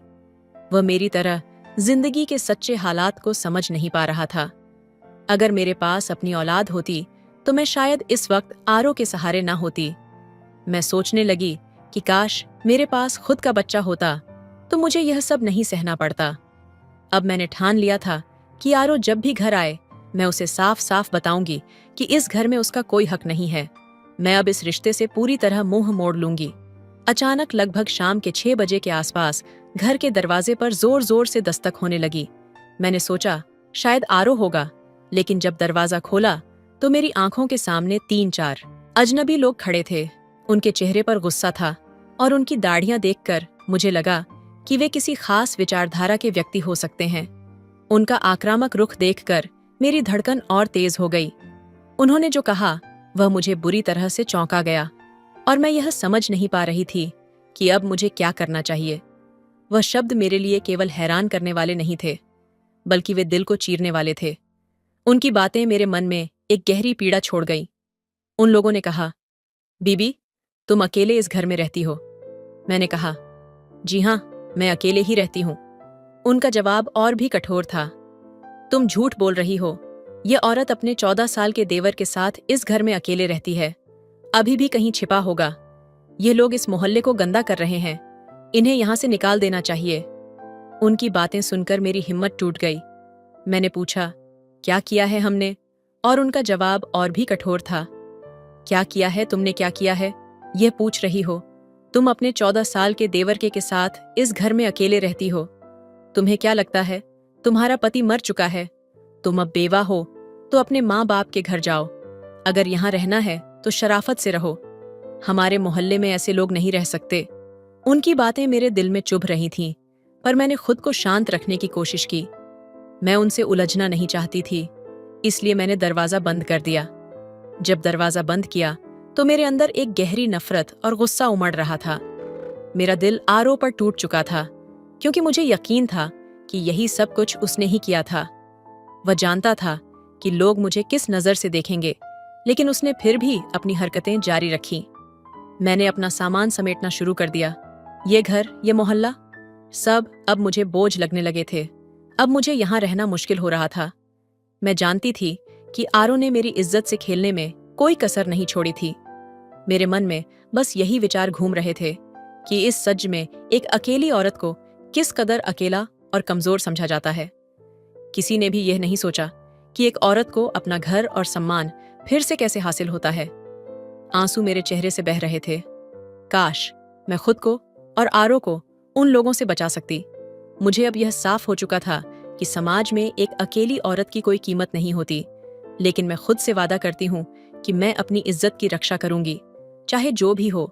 मैंने भगवान से प्रार्थना की कि वह सबकी इज्जत और सुरक्षा बनाए रखें। जब समाज एक अकेली औरत को कमजोर समझता है, तब हमें यह समझने की जरूरत है कि उसकी ताकत उसके भीतर छिपी होती है।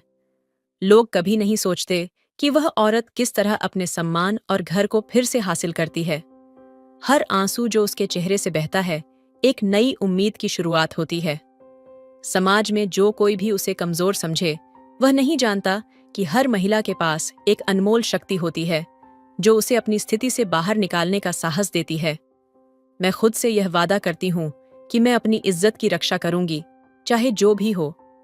समाज हमें कैसे देखता है ये मायने नहीं रखता, क्योंकि हमारी ताकत हमारे आत्मविश्वास में है। हम अपने सपनों को पूरा करने के लिए खुद को कभी भी कमजोर नहीं समझेंगे। भगवान से यह प्रार्थना करें कि वह सभी की इज्जत और सुरक्षा बनाए रखें, क्योंकि हर व्यक्ति का हक है सम्मान और सुरक्षा का। यह संदेश दूसरों को यह सिखाएगा कि कभी भी अपनी आत्मसम्मान से समझौता न करें। चाहे परिस्थितियां कितनी भी कठिन क्यों न हों, आत्मसम्मान आपका सबसे बड़ा धन है। यदि आप खुद की इज्जत करेंगे तो दुनिया भी आपकी इज्जत करेगी। इसलिए हमेशा अपने मूल्यों और सिद्धांतों पर दृढ़ रहें और याद रखें, अपनी आवाज उठाना, अपने अधिकारों के लिए खड़ा होना कोई कमजोरी नहीं है, बल्कि यह आपकी शक्ति और साहस का प्रतीक है। इस संदेश को दूसरों तक पहुंचाएं और समाज में सकारात्मक बदलाव लाने में मदद करें। से समझौता नहीं करना चाहिए। यह जीवन का एक महत्वपूर्ण सिद्धांत है। अगर आप अपनी खुद की इज्जत करते हैं तो दूसरे भी आपकी इज्जत करेंगे। याद रखें, हर व्यक्ति अपनी एक अनूठी पहचान और मूल्य के साथ इस दुनिया में आया है। जीवन में कठिनाइयां आएंगी, लोग आपको नीचा दिखाने की कोशिश कर सकते हैं, लेकिन इन सब के बीच आपको अपनी गरिमा और आत्मसम्मान बनाए रखना है, क्योंकि आपकी सच्ची ताकत वही है। इसके साथ ही दूसरों के साथ भी वही व्यवहार करें जो आप अपने लिए चाहते हैं। दूसरों की इज्जत करें, उनकी भावनाओं को समझें और एक ऐसा समाज बनाने की दिशा में काम करें जहां हर कोई सुरक्षित और सम्मानित महसूस करे। इस संदेश को अपने जीवन में उतारें और इसे अपने परिवार, दोस्तों और समाज में भी फैलाएं। एक छोटे कदम से बड़ी शुरुआत होती है। तो दोस्तों, आपको यह कहानी कैसी लगी? कमेंट करके जरूर बताइए। वीडियो अच्छी लगी तो चैनल को सब्सक्राइब कीजिए, लाइक कीजिए, शेयर कीजिए। मिलते हैं, अगली कहानी है। तब तक अपना ख्याल रखिए। धन्यवाद। रात का समय था। घर में हल्की सी ठंडक थी। बिस्तर पर बैठी माँ अपने पुराने कुर्ते में आराम से चाय पी रही थी। घर में सन्नाटा था, बस बाहर से कभी कभी हवा के झोंके आते थे। उस दौरान उनकी 22 साल की बेटी सिया कमरे में आकर चुपचाप बैठ गई थी, फोन पर किसी बात में व्यस्त। माँ ने सिया को देखा और मुस्कुराते हुए बोली, सिया, तुम कब तक फोन में लगी रहोगी? थोड़ा वक्त हमें भी देना चाहिए। हेलो दोस्तों, स्वागत है आपका हमारे YouTube चैनल पर। आज की कहानी बहुत ही मजेदार है। कहानी को लास्ट तक सुनिएगा। और हाँ, यदि मेरे चैनल पर पहली बार आएंगे तो मेरे चैनल को भी सब्सक्राइब कीजिएगा। तो चलिए जल्दी से आपको कहानी सुनाते। हैसिया ने बिना किसी प्रतिक्रिया के सिर हिलाया। माँ जानती थी कि सिया अपने दोस्तों से अक्सर बात करती रहती है, लेकिन आज वो कुछ उदास सी लग रही थी। तभी घर के दरवाजे पर आवाज आई। उनके पति यानी सिया के पिता बाजार से लौटे थे। उनके हाथों में कुछ खाने का पैकेट था। उन्होंने मुस्कुराते हुए पैकेट सिया की ओर बढ़ाया और कहा, लो, तुम्हारे लिए कुछ लाया हूं। सिया की आंखें चमक उठीं।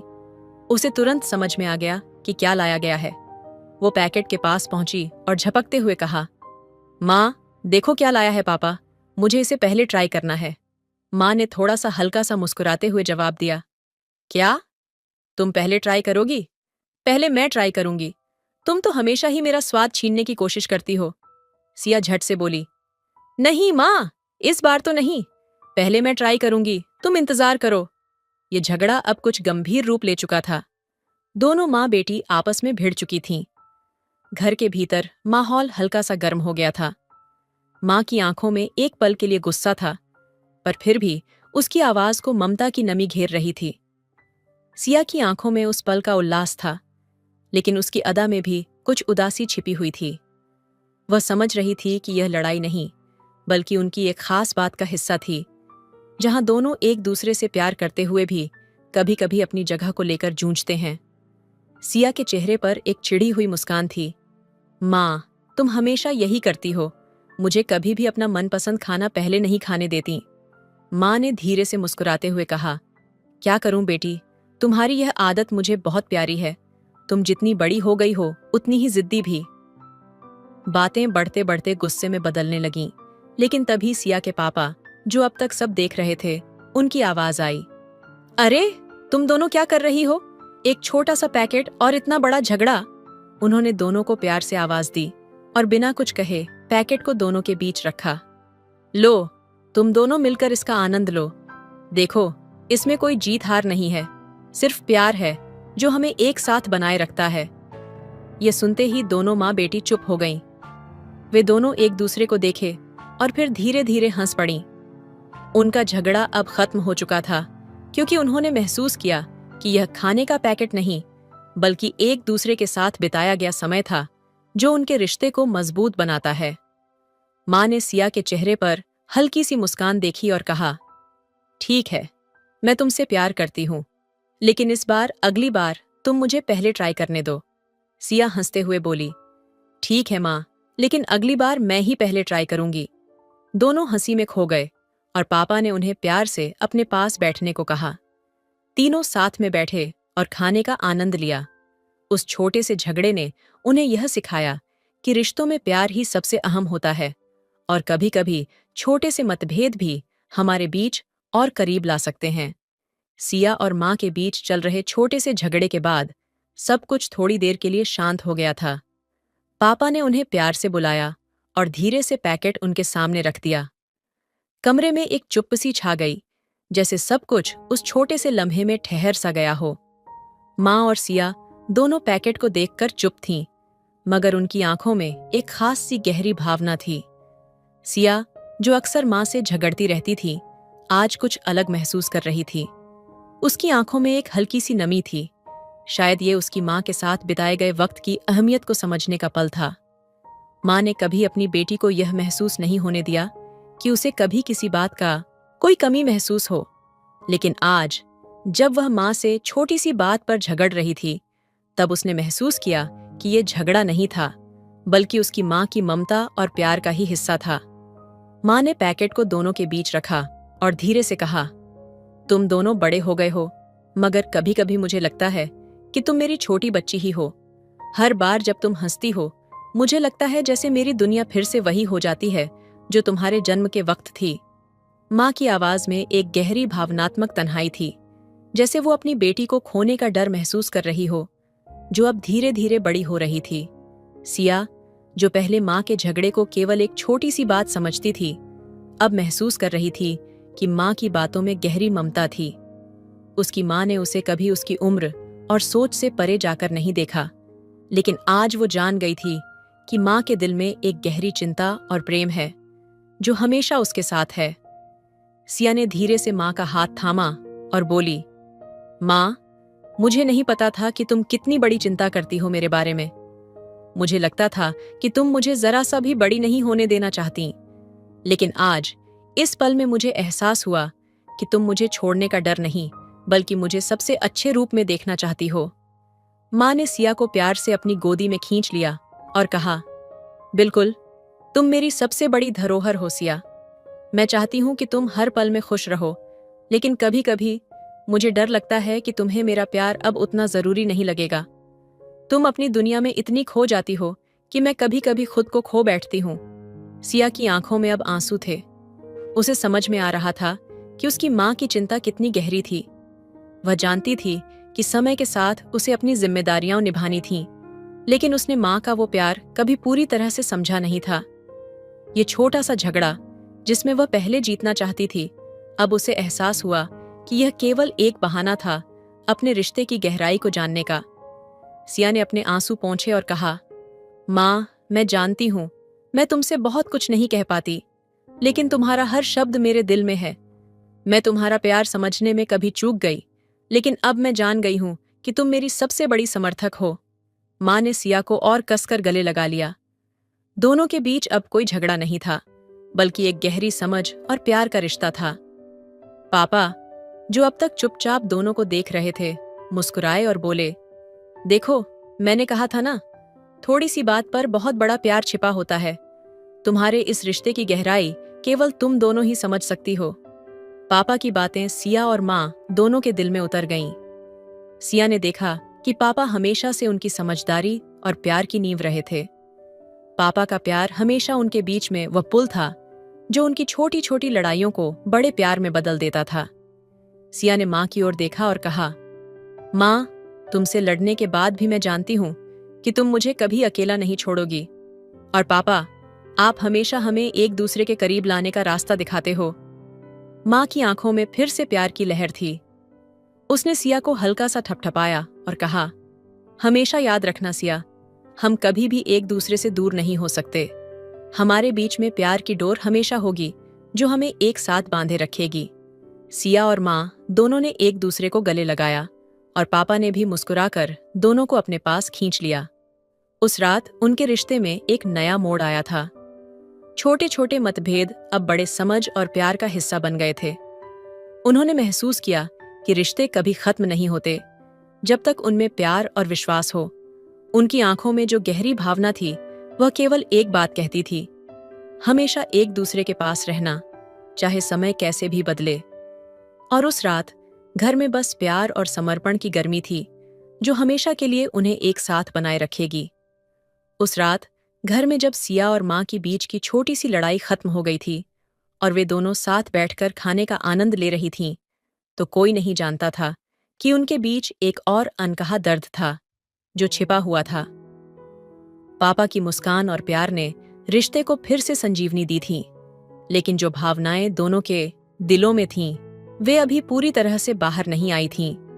सिया को महसूस हो रहा था कि माँ का प्यार केवल एक साधारण प्यार नहीं था। वह उस गहरे डर और चिंता का प्रतिबिंब था जो उसकी माँ हमेशा छुपाती रहती थी।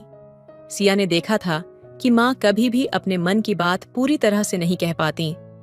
उनके चेहरे पर एक ऐसा गहरा खौफ था जो सिया को हमेशा खटकता था, लेकिन वह कभी पूछ नहीं पाई थी। शायद यह डर था जो माँ के हर कदम में था, ये डर कि उसका समय बहुत कम हो सकता है, कि सिया बड़ी हो रही है और अब उसे माँ की जरूरत नहीं रही होगी। सिया के दिल में एक सवाल था जो वह कई बार खुद से पूछ चुकी थी, क्या माँ सच में मुझसे डरती है? क्या उन्हें लगता है कि मैं उन्हें छोड़ दूंगी? सिया ने कभी इस सवाल को माँ से नहीं पूछा, क्योंकि वह जानती थी कि इसका जवाब इतना सरल नहीं हो सकता था। लेकिन उस रात जब दोनों के दिल करीब आए थे, सिया को यह महसूस हुआ कि शायद उसे यह सवाल माँ से पूछना चाहिए। अचानक सिया ने छोटे से कमरे में खामोशी का एहसास किया। वह उठी और कमरे के एक कोने में रखी पुरानी तस्वीरों की अलमारी की ओर बढ़ी। वह वहां खड़ी हुई और अपनी आंखों में आंसू भरते हुए एक पुरानी तस्वीर को देख रही थी। ये वह तस्वीर थी जिसमें माँ और पापा अपनी शादी के दिन मुस्कुरा रहे थे, और माँ की आंखों में वही खुशी थी जो सिया की आंखों में आज भी देखी जा सकती थी। लेकिन उस तस्वीर को देखते हुए सिया ने महसूस किया कि उसकी माँ की मुस्कान अब उतनी मीन नहीं रही थी। एक अदृश्य तनाव था जो उनके चेहरे से अब झलकने लगा था। सिया ने धीरे से माँ की ओर देखा और कहा, माँ, एक सवाल है, क्या आपको कभी लगता है कि मुझे अब आपसे जरूरत नहीं है? माँ चौंकी। वह सिया की ओर मुड़ी और कुछ पल चुप रही। उसकी आंखों में कुछ छिपा था, लेकिन वह अपने डर और चिंता को शब्दों में नहीं ढाल पा रही थी। वह जानती थी कि सिया अब बड़ी हो गई थी और वह अपनी जिंदगी में व्यस्त हो रही थी। माँ को यह गहरा डर था कि सिया के जीवन में उसकी जगह अब कम हो जाएगी। माँ ने गहरी सांस ली और धीरे से कहा, तुम बड़ी हो गई हो सिया, तुम्हारे पास अपना रास्ता है, अपनी दुनिया है। मैं नहीं चाहती कि तुम्हें कभी महसूस हो कि तुम्हारे लिए मेरी जरूरत है, लेकिन मुझे डर है कि अगर एक दिन तुम मुझे अकेला छोड़ दोगी तो मैं क्या करूंगी? तुम्हारे बिना मेरी दुनिया जैसे अधूरी हो जाएगी। सिया के दिल में कुछ टूट सा गया। वह माँ का दर्द पहली बार महसूस कर रही थी। माँ ने हमेशा उसे इतनी शक्ति दी थी, उसे हमेशा यह एहसास कराया था कि वह किसी से भी कहीं भी जा सकती है। लेकिन माँ के दिल में यह डर पल रहा था कि उसकी बेटी एक दिन उसकी जरूरत नहीं समझेगी। सिया धीरे से माँ के पास आई और कहा, माँ, मुझे तुमसे कभी दूर नहीं जाना है। तुम मेरी जिंदगी का हिस्सा हो और मैं जानती हूँ कि मैं कभी तुम्हें अकेला नहीं छोड़ सकती, क्योंकि तुम मुझे हमेशा ताकत देती हो। माँ की आंखों में आंसू थे और वह अपनी बेटी को गले लगा लिया। वह सिया को महसूस कर रही थी जैसे सिया ने पहली बार उसका दिल समझा हो। वे दोनों चुपचाप गले मिलते रहे, जैसे समय खुद भी ठहर गया हो। उस रात उन्होंने एक दूसरे से अपने दिल की गहरी बातें कहीं। सिया ने माँ से पूछा, माँ, क्या कभी तुम्हें लगता था कि मैं तुमसे दूर चली जाऊंगी? माँ ने एक हल्की सी मुस्कान के साथ कहा, कभी कभी जब तुम छोटी थी तो मैं सोचती थी कि तुम मुझे नहीं समझोगी, लेकिन अब जब तुम बड़ी हो मुझे लगता है कि तुम मुझे समझने लगी हो। तुम्हारे भीतर एक अलग शक्ति है और मैं तुमसे कभी दूर नहीं हो सकती सिया। तुम मेरी शक्ति हो। सिया ने अपनी माँ को और कसकर गले लगा लिया। उस रात माँ बेटी के रिश्ते में एक नया मोड़ आया था। दोनों ने एक दूसरे के डर को समझा और एक दूसरे के प्यार को महसूस किया, लेकिन सस्पेंस यहीं पर खत्म नहीं हुआ था। अगले दिन जब वे सब घर में सामान्य तरीके से व्यस्त थे, पापा के चेहरे पर एक हल्की सी चिंता देखी गई। वह चुपचाप किसी बात पर विचार कर रहे थे। सिया ने पापा से पूछा, पापा, क्या कुछ ठीक नहीं है? पापा ने घबराते हुए कहा, तुम दोनों को कुछ बताने का समय आ गया है सिया। तुम्हारी माँ के स्वास्थ्य में कुछ समस्या है और हमें इसे जल्द से जल्द देखना होगा। ये सुनकर सिया और माँ दोनों के दिलों में एक तूफान सा मचल गया। माँ के चेहरे का रंग उड़ गया, लेकिन उसने खुद को संभाला और कहा, ये सब कुछ नहीं है सिया, चिंता मत करो। लेकिन सिया जान चुकी थी कि माँ ने यह सच क्यों छिपाया था। अब उन्हें अपने रिश्ते में सबसे बड़ी चुनौती का सामना करना था, और इस बार यह चुनौती न केवल माँ बेटी के रिश्ते को बल्कि उनके पूरे परिवार को एक नई कसौटी पर परखने वाली थी। सिया और माँ के बीच उस रात का गहरा संवाद उनके रिश्ते को नई दिशा दे चुका था। दोनों ने एक दूसरे को समझा, लेकिन जिस सच का सामना उन्हें अब करना था वह उनके रिश्ते को और भी अधिक परखने वाला था। अगले दिन जैसे ही सिया और माँ ने उस मीठी बातों में घिरी रात के बाद अपने दिन की शुरुआत की, पापा की चुप्पी ने घर का माहौल बदल दिया। वह कुछ दिन पहले से ही विचलित और परेशान दिखाई दे रहे थे, लेकिन सिया ने इसे सामान्य समझा। उसे लगता था कि पापा की चिंता घर की आम समस्याओं को लेकर है, लेकिन वह कभी नहीं जान पाई कि असल में वह कितने बड़े संकट में थे। पापा ने जब सिया से कहा, तुम दोनों को एक बात बतानी है जो हमने अभी तक छुपा कर रखी है, तो सिया का मन हल्का सा कांप गया। उसने माँ को देखा और माँ का चेहरा एक पल के लिए लहूलुहान सा हो गया। सिया ने पापा से पूछा, क्या है पापा, आप दोनों क्या छुपा रहे हो मुझसे? पापा ने गहरी सांस ली और फिर गंभीर आवाज में कहा, तुम्हारी माँ का मेडिकल रिपोर्ट वो बहुत चिंताजनक है। डॉक्टर ने हमें बताया है कि उसे अब जल्द ही इलाज की जरूरत है क्योंकि उसे कैंसर है। ये शब्द जैसे सिया के दिल पर एक भारी पत्थर की तरह गिरे। वह कुछ पल के लिए समझ नहीं पाई कि उसने क्या सुना। उसका पूरा शरीर जैसे सर्द हो गया हो। क्या? सिया ने किसी तरह से पूछा। क्या आप सही कह रहे हैं पापा? माँ के चेहरे पर कोई प्रतिक्रिया नहीं आई। वह जैसे सुन्न हो गई थी। सिया के लिए यह विश्वास करना असंभव था। उसकी दुनिया, जो अब तक सिर्फ माँ बेटी के प्यार और पिता के समर्थन में घूमती थी, अब एक अंधेरे गुंबद में बदल गई थी। सिया ने माँ की तरफ देखा। उसके चेहरे पर वही डर था, वही वह दर्द जो उसने कभी माँ की आंखों में देखा था, लेकिन कभी महसूस नहीं किया था। माँ, ये कैसे हो सकता है? सिया के स्वर में अब गुस्सा और उलझन दोनों थे। माँ ने गहरी सांस ली और धीरे से बोली, सिया, मैं तुम्हें नहीं बताना चाहती थी क्योंकि मैं नहीं चाहती थी कि तुम पर यह बोझ डाला जाए। मैं जानती थी कि तुम मुझे छोड़ दोगी या फिर इस बात से टूट जाओगी। सिया को ऐसा लगा जैसे उसके पास दुनिया का सबसे भारी रहस्य था, जिसे वह अब अपने कंधों पर ले रही थी। वह बुरी तरह से टूट चुकी थी। उसने माँ को घेरते हुए कहा, तुमने यह सब मुझसे क्यों छुपाया? तुम हमेशा मुझे सिखाती रही हो कि हम हर मुश्किल का सामना साथ करेंगे, फिर क्यों? माँ की आंखों में आंसू थे और उसने धीरे से सिया के चेहरे को हाथों में थामते हुए कहा, बेटी, जब तुम छोटी थी तो मैं तुम्हें हर मुश्किल से बचाने की कोशिश करती थी। आज भी जब तुम बड़ी हो गई हो, मैं तुम्हें बचाना चाहती हूँ। मैं नहीं चाहती कि तुम मेरी बीमारी के कारण टूट जाओ। सिया के दिल में दर्द के साथ साथ गुस्सा भी था। वह चाहती थी कि माँ उसे अपनी परेशानी में शामिल करे, लेकिन माँ ने उसे हमेशा से परे रखा था। तुमने मुझे अपनी ताकत नहीं बनने दिया माँ, सिया बोली। तुम्हारा प्यार भी मुझे कमजोर कर रहा था। मुझे लगता था कि मैं तुमसे हमेशा सब कुछ छीन सकती हूँ, लेकिन अब मैं समझ रही हूँ कि तुम खुद को मुझसे छिपाकर कमजोर बना रही हो। माँ की आंखों में छिपा दर्द अब बाहर आ चुका था। उसने सिया को गहरी नजर से देखा और फिर चुपचाप कमरे से बाहर चली गई। सिया और पापा के बीच अब एक बड़ा खामोशी का दीवार खड़ा हो गया था। पापा ने सिर झुकाकर कहा, सिया, हम चाहते थे कि तुम्हें इस दर्द से बचाएं, लेकिन अब जो हो चुका है उसे स्वीकारने का वक्त है। सिया के दिल में घुटन थी। उसे यह समझ नहीं आ रहा था कि उसकी माँ ने उसे अब तक क्यों नहीं बताया। क्या माँ उसे कभी पूरा सच नहीं बता पाई, या क्या वह सच में इतनी कमजोर थी कि इसे छुपाना ही बेहतर समझा। अगले कुछ हफ्तों में सिया ने माँ की हालत में और गिरावट देखी। वह कमजोर होती जा रही थी और उसकी बीमारी का असर अब उसकी दिनचर्या पर भी दिखने लगा था। माँ को अक्सर कमजोरी महसूस होती और उसके चेहरे पर एक हल्की सी उदासी की छाया हमेशा रहती। सिया ने हर दिन माँ के पास बैठकर उसे दिलासा देने की कोशिश की, लेकिन अब उसे यह महसूस हो रहा था कि जो उसे माँ से चाहिए था वो अब कभी नहीं मिल सकता। वह खो चुका था और वह खुद को कमजोर महसूस कर रही थी।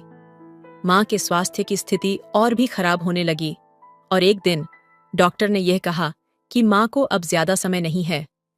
यह शब्द सिया के दिल में एक गहरे गहरे छेद की तरह छा गए। वह जानती थी कि उसके पास अब समय कम था और इसी बीच वह उन लम्हों को महसूस कर रही थी जब माँ ने उसे अपने दुखों से दूर रखा था। अब सिया को अपने ही परिवार के बीच खालीपन महसूस होने लगा था। सिया की आंसू अब कभी रुकते नहीं थे। उसे यह एहसास हो चुका था कि माँ का प्यार उसे कभी कमजोर नहीं बना सकता, लेकिन उसकी अपनी सोच ने उसे इस बुरे वक्त में और भी अकेला कर दिया था। वह अब महसूस कर रही थी कि जितनी जल्दी वह माँ के साथ समय बिता सकती थी उतना ही महत्वपूर्ण था, लेकिन अब समय बहुत कम था। माँ के दर्द को देखना और समझना सिया के लिए सबसे बड़ा सजा बन गया था, क्योंकि अब उसे इस बात का एहसास हुआ कि जीवन कितना अप्रत्याशित और नासमझ होता है। ये कहानी हमें माँ बेटी के रिश्ते की गहराई और परिवार के बीच के प्यार, समझ और विश्वास को समझने का एक अनमोल अवसर देती है। सिया और उसकी माँ के बीच का संवाद न केवल उनके व्यक्तिगत रिश्ते की कहानी है, बल्कि यह हमें जीवन की सच्चाई, रिश्तों के महत्व और आत्मीयता के असल अर्थ को समझने में मदद करता है। इस कहानी में छिपी शिक्षाएं हमें रिश्तों को समझने, सम्मान देने और हर एक पल को सहेजने की प्रेरणा देती है। जब हम इस कहानी पर विचार करते हैं तो हमें यह समझने की जरूरत होती है कि जीवन में हर रिश्ते की अपनी गहराई और महत्व होता है। परिवार वह पहले घर है जहां हम न केवल अपनी भावनाओं को समझते हैं, बल्कि हम सीखते हैं कि कैसे प्यार और समझ से एक दूसरे के करीब आया जाए। इस कहानी से कुछ गहरे विचार निकलकर सामने आते हैं जो हमें अपने रिश्तों को और बेहतर बनाने के लिए प्रेरित करते हैं। किसी भी रिश्ते की असली पहचान तब होती है जब उस रिश्ते में एक दूसरे के दर्द, खुशियां, डर और सपनों को समझा जाए। सिया और माँ के बीच की जटिलता हमें यह सिखाती है कि रिश्ते केवल बाहरी व्यवहार और बातचीत से नहीं बनते, बल्कि इनकी नींव होती है समझ, आत्मीयता और विश्वास। माँ और बेटी का रिश्ता जो किसी एक दिन के झगड़े से ही टूटने वाला नहीं होता, इसे एक गहरे प्रेम और समझ के साथ पोषित करना पड़ता है। सिया और उसकी माँ का आपसी प्यार इस बात का उदाहरण है कि रिश्ते में छिपी होती हैं वे छोटी छोटी बातें जो उन्हें मजबूत बनाती हैं। कभी कभी हम किसी को इतने करीब से देखते हैं कि उनकी कमजोरियों को नजरअंदाज कर देते हैं, लेकिन जब हम समझने की कोशिश करते हैं और उनका दर्द महसूस करते हैं तो हम पाते हैं कि रिश्तों में सिर्फ खुशियां ही नहीं, बल्कि चुनौतियां भी होती हैं जिन्हें हमें साझा करना होता है। सिया की माँ का दर्द यह था कि वह अपनी बीमारी को अपनी बेटी से छुपाना चाहती थी ताकि सिया उसे कमजोर न समझे, लेकिन यह डर उन्हें अंदर से खा रहा था। हम सभी जीवन के कुछ पहलुओं से डरते हैं, लेकिन यह सच है कि हमारे डर को साझा करने से ही हमें ताकत मिलती है। कहानी में यह बात साफ तौर पर दिखाई देती है कि जब सिया को अपने माँ की बीमारी का सच पता चलता है तो वह टूट जाती है, लेकिन यही वह मोड़ था जब सिया और उसकी माँ के बीच का रिश्ता और भी मजबूत हुआ। उनका समझदारी से भरा हुआ संवाद यह दर्शाता है कि रिश्तों में विश्वास और सच बोलने की अहमियत कितनी होती है। माँ की कमजोरियों को छुपाना उन्हें और भी अकेला बना देता था। ये सच है कि हम अपनी कमजोरियों को छुपाना चाहते हैं, लेकिन हमें ये समझने की जरूरत होती है कि कभी-कभी हमारी सबसे बड़ी ताकत हमारे डर को स्वीकार करने में होती है। ये कहानी ये सिखाती है कि हमें अपने डर से भागने की बजाय उसे स्वीकार करना चाहिए, क्योंकि यही हमें आत्मविश्वास और सच्चे रिश्तों की ओर ले जाता है। समय सब कुछ बदल देता है।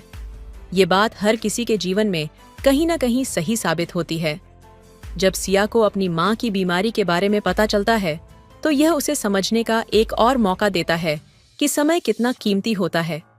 कहानी में समय के महत्व को समझने का एक गहरा संदेश छिपा है। जब हमें अपने रिश्तों का वास्तविक मूल्य समझ में आता है तो हम पाते हैं कि समय कीमती है और हमें अपने प्रियजनों के साथ हर एक पल बिताने की कोशिश करनी चाहिए। कभी कभी हम अपने जीवन की छोटी छोटी परेशानियों में इतने उलझ जाते हैं कि हमें अपने परिवार के साथ समय बिताने का मौका ही नहीं मिलता। लेकिन जीवन असल में बहुत अप्रत्याशित होता है। एक पल में हम हर चीज को सहज और सामान्य मानते हैं और अगले पल हमें यह एहसास होता है कि जो हमसे सबसे प्यारा था वह अब नहीं है। हमें समय की कद्र करनी चाहिए और यह समझना चाहिए कि हमारे पास जितना समय है वह बहुमूल्य है। कहानी में माँ का प्यार सबसे महत्वपूर्ण तत्व है। माँ का प्यार और त्याग हमें हर पल दिखाई देता है। वह अपने बच्चे की हर छोटी छोटी जरूरत का ख्याल रखती है और उसी प्यार को वह कभी नहीं दिखा पाती। माँ ने सिया को अपने दर्द और बीमारी के बारे में इसलिए नहीं बताया क्योंकि वह नहीं चाहती थी कि सिया पर कोई बोझ पड़े। ये माँ का वह अनकहा प्यार है जो अक्सर हमें महसूस नहीं हो पाता। माँ का यह त्याग केवल किसी विशेष समय का नहीं बल्कि जीवन भर का होता है। माँ हमेशा अपने बच्चे की खुशी के लिए खुद को पीछे रखती है और यही कारण है कि माँ का प्यार सबसे अनमोल होता है। इस कहानी में माँ की यह आत्मत्याग भावना यह सिखाती है कि हमें अपने परिवार के सदस्यों की भावनाओं को समझना चाहिए और उनके लिए खुद को समर्पित करना चाहिए। कहानी का सबसे बड़ा संदेश यह है कि सच्चाई का सामना करना चाहिए। शुरू में माँ ने अपनी बीमारी को छुपाया, लेकिन जब सच्चाई सामने आई तब सिया ने महसूस किया कि सच से भागने से कोई फायदा नहीं होता। जब हम अपने डर और समस्याओं का सामना करते हैं तो हम उन्हें हल करने के रास्ते भी पा लेते हैं। कभी कभी हम अपनी समस्याओं से भागते हैं, लेकिन यह हमेशा हमारी स्थिति को और खराब ही करता है। हमें अपने डर का सामना करना चाहिए और जीवन में आने वाली चुनौतियों से बिना डरे लड़ना चाहिए। जब हम किसी समस्या का सामना करते हैं तब हम सच्चाई से जुड़ते हैं और उसे बदलने की ताकत प्राप्त करते हैं। कहानी में माँ बेटी के रिश्ते की नाजुकता दिखाई जाती है। ये रिश्ते की गहरी समझ और विश्वास का परिणाम है कि दोनों एक दूसरे के साथ समय बिता पाती हैं। रिश्तों को समय और समझ की जरूरत होती है। एक छोटी सी अनबन या गलत फहमी रिश्ते को तोड़ सकती है, लेकिन जब विश्वास और समझ होती है तो हम इन छोटी छोटी बातों को आसानी से सुलझा सकते हैं। रिश्ते हमेशा नाजुक होते हैं और हमें उन्हें संजीदगी से निभाना चाहिए। रिश्तों में विश्वास, समझ और समय देना बहुत जरूरी होता है। यह हमें एहसास दिलाता है कि जीवन में सबसे कीमती चीज रिश्तों में छिपी होती है और हमें इन्हें संजीदगी से निभाना चाहिए। सिया और उसके परिवार ने जिस तरह एक दूसरे का समर्थन किया वह रिश्तों के महत्व को और गहरा करता है। जीवन की कठिनाइयां केवल तभी आसान होती हैं जब हमें एक दूसरे का समर्थन मिलता है। सिया को उसकी माँ और पापा का प्यार और समर्थन चाहिए था और वही उसे इस कठिन समय से जूझने की शक्ति देता है। हमारे रिश्तों में यही प्यार और समर्थन सबसे महत्वपूर्ण होता है। जब हम एक दूसरे का साथ देते हैं तो हम अपने मुश्किल वक्त को भी आसान बना सकते हैं। प्यार केवल शब्दों में नहीं बल्कि कार्यों में भी होना चाहिए। रिश्तों को सशक्त बनाने के लिए हमें एक दूसरे का सही तरीके से समर्थन और सम्मान देना चाहिए। ये कहानी न केवल एक माँ और बेटी के रिश्ते की गहरी पड़ताल करती है, बल्कि यह जीवन के उन पहलुओं को उजागर करती है जिन्हें हम अक्सर अनदेखा कर देते हैं।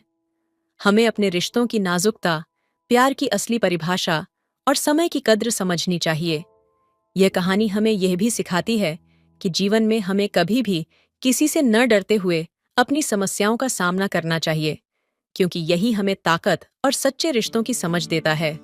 सिया और उसकी माँ की कहानी यह याद दिलाती है कि रिश्ते केवल कठिनाइयों से ही नहीं बल्कि समझदारी, प्यार और विश्वास से भी बनते हैं। जब हम एक दूसरे की भावनाओं का ख्याल रखते हैं और समय का सही उपयोग करते हैं, तब हम अपने रिश्तों को और भी सशक्त बना सकते हैं।